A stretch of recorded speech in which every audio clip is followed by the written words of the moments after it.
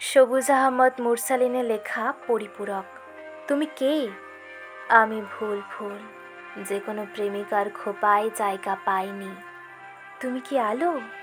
আমি অন্ধকার, আমি কালো, যাকে কেউ ভালোবেসে আলোকিত করেনি। তুমি কি আকাশ?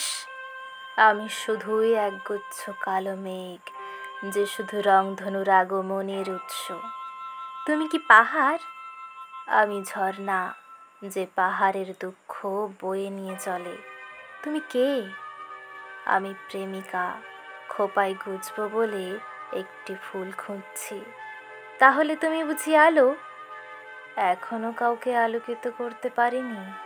তাহলে নিশ্চয়ই তুমি আকাশ, মেঘবিহীন, রংধনুবিহীন, গোধূলিবিহীন।